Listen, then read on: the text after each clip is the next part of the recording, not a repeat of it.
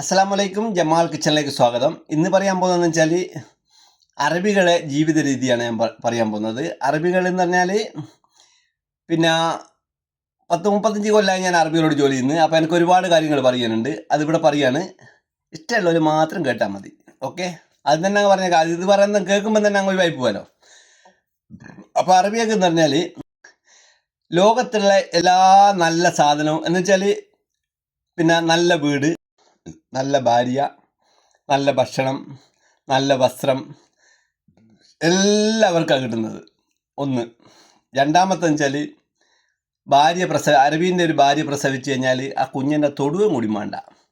അത് നോക്കാൻ ആരുണ്ട്? ആൾക്കാരുണ്ട്. ആ കുട്ടീനെ തൊടുന്നത് എപ്പോഴെങ്കിലും തൊടൂ. കാരണം വെച്ചാൽ തൊടേണ്ട ഒരു ആവശ്യം ആ ഭാര്യയ്ക്ക് വരുന്നില്ല, അറബീൻ്റെ ഒരു ഭാര്യയ്ക്ക് വരുന്നില്ല. പിന്നെന്ന് പറഞ്ഞാൽ നമ്മുടെ നാട്ടിലുള്ള ഇന്ത്യയിലുള്ള എല്ലാ ടോപ്പ് ക്വാളിറ്റി സാധനങ്ങൾ അറബിയൊക്കെയാണ് കിട്ടുന്നത്. നമുക്കത് കിട്ടൂല. എന്ന് വെച്ചാൽ എക്സാമ്പിൾ പറഞ്ഞാൽ ഒരു കിലോ തേനിന് നമ്മുടെ നാട്ടിൽ തുച്ഛമായ പൈസ കൊടുത്താൽ മതി. അതേ അവസരത്തിൽ അറബിയൊക്കെ പോകുന്ന തേൻ എന്ന് പറഞ്ഞാൽ ഏറ്റവും ടോപ്പ് ക്വാളിറ്റി തേനാണ്. അത് കുവൈത്തിലേക്കാണ് പോകുന്നത്, അതെനിക്കറിയാം. അതിന് കിലോന് 2500 റുപ്യാണ്. അത് നമ്മൾ 2500 റുപ്യ കൊടുത്തിട്ട് വാങ്ങൂല. ഒന്ന്.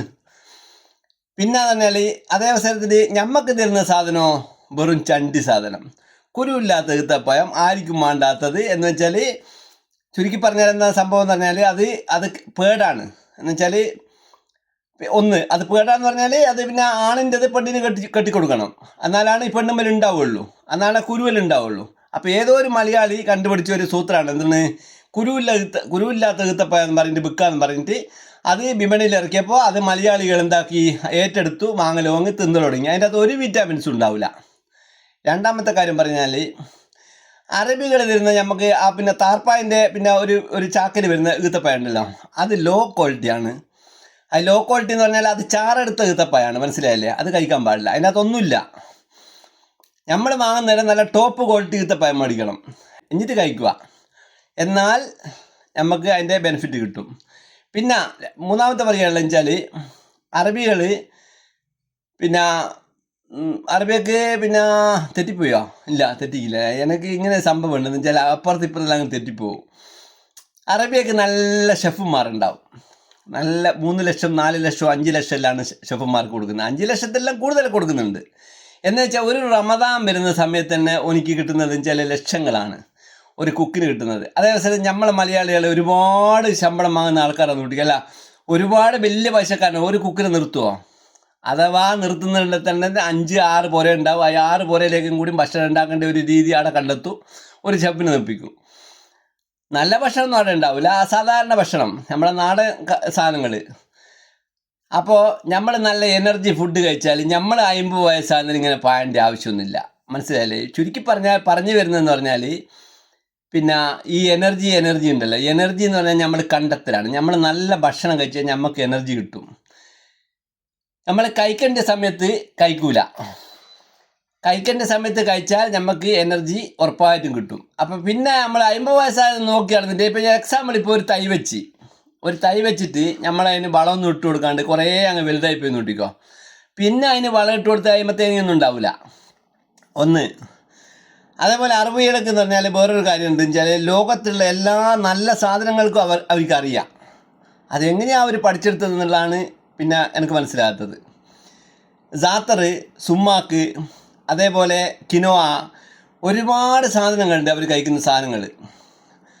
അതുപോലെ അവർ സൂപ്പാണ് ആദ്യം കഴിക്കുന്നത്. ആദ്യം സൂപ്പ്, പിന്നെ സലാഡ്, പിന്നെയാണ് ഭക്ഷണം കഴിക്കുന്നത്.